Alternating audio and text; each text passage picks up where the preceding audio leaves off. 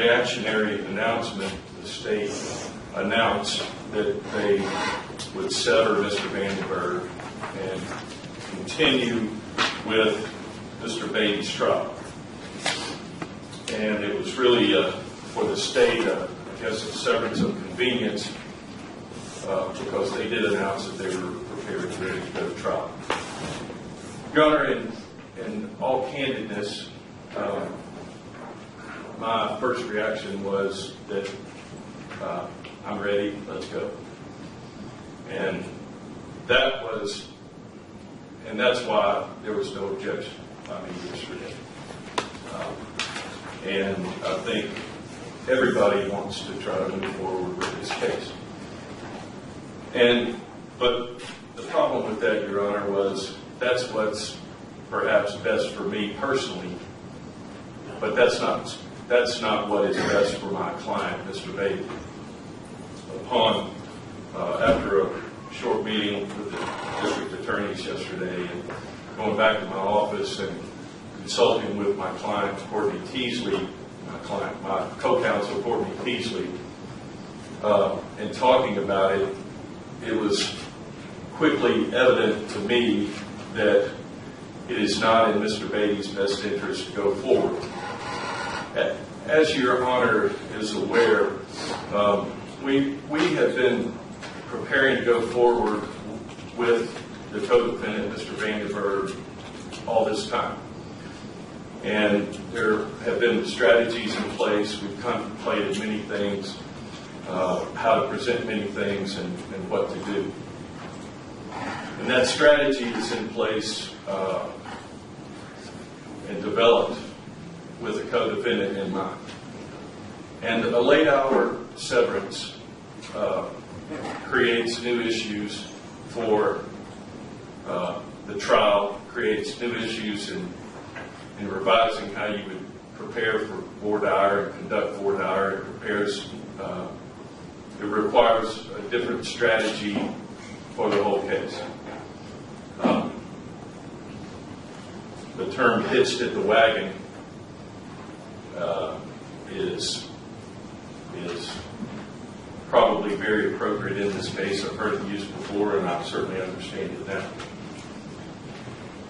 But the analogy I thought of, Your Honor, when making this request is, of course, I have heard if you take a pregnant lady, and oftentimes at 6 months, they're ready to deliver the baby because of everything, the conditions and where they are in life and the issues. They're ready to deliver that baby. But you know what? It's not the best thing for that baby. And that's the same thing in this case, Your Honor, is that while it might be a personal choice for me, we've got to go back to the board. We're not opposed to the severance, but we've got to go back to the drawing board, Ms. Peasley and I, and figure out how we want to strategize and move forward and redevelop this case, because I certainly did not contemplate being severed yesterday at all. I mean, obviously knew that at some point a request for continuance was coming from Mr. Vandenburg's side. I really didn't know until Sunday why we were coming to court yesterday. So I have had no, Ms. Peasley has had no notice or not contemplating being in this situation. I know this court wants to try this case, wants to move this matter along. I'm not opposed to that. But to provide my client effective assistance,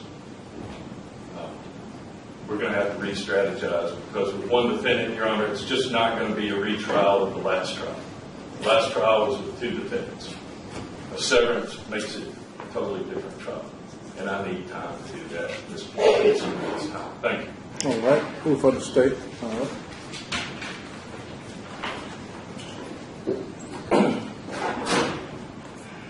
When you're talking about Miss Teasley, I'm not aware of her making an appearance in court. The co-attorney record, and she may be assistant. She is. I've never seen her before, so in court. So, Your Honor, the defendant has filed 2 motions to sever, most recently 2 weeks ago, and didn't know the resolution of the motion until yesterday in Your Honor's chambers. So I find it somewhat disingenuous for him to say, I planned my whole defense about a 2-defendant trial, and he's asking for a severance, which could have been granted yesterday. So how does that work? Of course, we had Mr. Robson. He didn't say anything yesterday about the continuance. We met with him yesterday afternoon. Nothing about the continuance. This case is not complicated. It's very simple. He's had 2.5 years to prepare. He's had open file discovery for over 2 years. He's had a trial to see the testimony. And I beg to differ. I don't think there'll be a whole lot different evidence. There clearly won't be, other than there'll be some evidence, Mr. Vandenburg's statements that won't come in. But it'll be basically the same trial that he's already gone through. He says, it's not good for my defendant, Mr. Batey. Well, of course it's not. Mr. Batey is on video committing these crimes. Mr. Batey took that witness stand right there and swore on the road, that's me on the video, and apologized, or tried to, for his actions. His defense was I was drunk. Well, unfortunately, Mr. Batey, that's not a defense to aggravated rape as a principle. So he basically confessed to 4 felonies. Of course, it's not good for Mr. Batey to go to trial because he's on bond. He's out here running around doing whatever he wants to do. He'll never want to go to trial. You can't blame him for the strength of the evidence in this particular case. But, you know, it's time for him to face this victim and for justice to be done. The only thing that's unfair about this is our victim has been through such an emotional roller coaster in this case. Not the court's fault, continuance after continuance. We get her to set her date in school to do this, and we call her up right before and say it's been continued. She comes to trial, we start the trial, it's been continued because Mr. Ross is in. We get another continuance. Then we have the trial. She thinks it's resolved. No, it's not. It has to be set aside. She's back again. We now put this date down when she works around it, where I can be there. Oh, it's very stressful on me. And then we have to call her yesterday and say, Mr. Vandenburg's been continued. She was crying when the phone was on. This woman has been treated by the system worse than any victim I've ever seen. 2.5 years. All emotional turmoil she's had to go through from initially being approached by defense attorneys at her residence, on the football field at Vanderbilt, at her sorority house. The pleadings that are filed, which Your Honor still has under advisement whether they should be held in contempt for the allegations they made against her and the personal information they released to the press prior to even filing the motion. This victim has been through it. And we've talked to her. She's ready to go to trial. There's no reason in the world Mr. Batey can't go forward in this particular case. He's known the evidence. His defense cannot change unless he perjures himself. That I don't remember what happened and I was drunk, and that's me on the video. So what's going to change about that, Mr. Vandenburg's decide? The only thing that's going to change is Mr. Vandenburg's statements won't come in. This trial will be somewhat shorter. Some of the evidence Mr. Vandenburg will not come in. So that cannot prejudice Mr. Batey. I will cite for State versus Houston, 593 Southwest 2nd, 267, which I think is a controlling case, basically, that all those cases follow. That particular case was a death penalty case. 5.5 months they had to prepare. They asked for continuance and they couldn't be ready. It was denied by the court. The day prior to the trial starting, well, the lawyers were.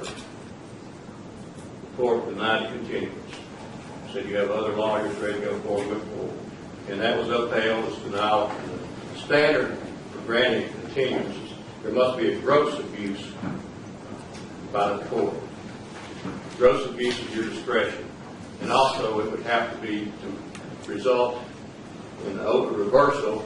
It would have to show that it would have changed the dynamic of the trial, it would change the results of the trial if the continuance had been granted. And that's clearly not present in this case, Your Honor. I think it's totally disingenuous to file a motion to sever and then when the court grants a motion to sever, say, oh, I had another defense. You know, we're ready to go to Chattanooga. Our victim is ready to testify.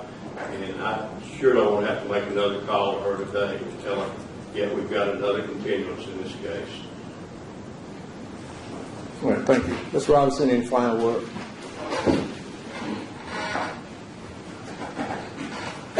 Just that, Your Honor,